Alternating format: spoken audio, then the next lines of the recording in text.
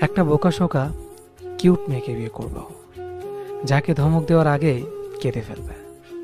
কথা বলার সময় আপনি করে বলবে নাকি তুমি করে বলবে, দ্বিধা দ্বন্দ্বে পড়ে যাবে। আমার চোখের দিকে তাকে কথা বলতে গেলে তাল হারিয়ে ফেলবে। একটু প্রশংসা করলেই লজ্জা লাল হয়ে মুখ ঢাকবে। ভালোবাসি বললে লজ্জায় চোখ বন্ধ করে বলবে ঢং। আমার ফোনের ওয়ালপেপারে তার পিক দিলে শরমে চুপসে যাবে। রাতের আধারে চুপটি করে চেঞ্জ করে ফেলবে।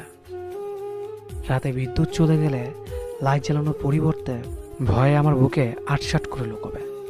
আদর করে বউ বলে ডাকলে রেগে যাবে। শীতের মাঝরাতে জাগিয়ে গরম পানি আনতে বললে গরম চা নিয়ে আসবে। আমি রেগে গিয়ে না খেলে আমার ফেভারিট বিরিয়ানি রেঁধে বলবে তুমি খেলে খাও, না খেলে না খাও, আমি আগে গিয়ে খেয়ে নেই। রাতে দেরি করে বাসায় ফিরলে অভিমানে ঘুমের ভান করে শুয়ে থাকবে।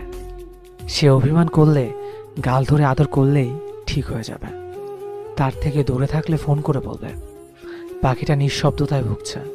ডাক্তার বলেছে এভাবে চলতে থাকলে তার হার্ট ব্লক হয়ে যেতে পারে। চোখ গরম দিলে তার মন খারাপ হয়ে যাবে। তখন টেনে বুকে নিলেই খেদে ফেলবে। কখনো রেগে গেলে আমার রাগ থামাতে দৌড়ে এসে জড়িয়ে ধরবে। ব্যাস, সে রেগে গেলে বকতে থাকবে। বলবো আরে বোকা, আরো বেশি কিউট লাগছে। আর তার জন্য আমি কোনোদিন জানতে চাইবো না তার অতীতে কি ছিল। আমি তো জাস্ট বলবো আমার বুকে তুমি শুয়ে থাকো। আর কখনো কাঁদতে ইচ্ছে হলে আমার শার্ট ভিজিয়ে কাঁদো। তাকে বলবো শোনো, আমাকে ভালো টালো না বাসলেও চলবে, শুধু তুমি ভালো থেকো। তোমার অভিমানে পালা শেষ হয়ে গেলে কখনো খুব ঘুম পেলে আমার পাশে শুয়ে থেকো। বেশি কিছু চাই না তার কাছে, মাঝরাতে চোখটা খুললে যাতে তার মায়াবী মুখটা দেখতে পাই। বেশি কিছু চাই না, এভাবে শুধু পাশের বালিশে একটু জায়গা দিতে বলবো। আহা, ভাবলেই ভালো লাগে। বাকিটা না হয় বিয়ের পরেই জানাবো।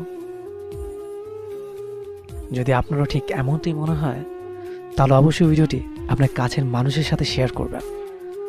ধন্যবাদ সবাইকে।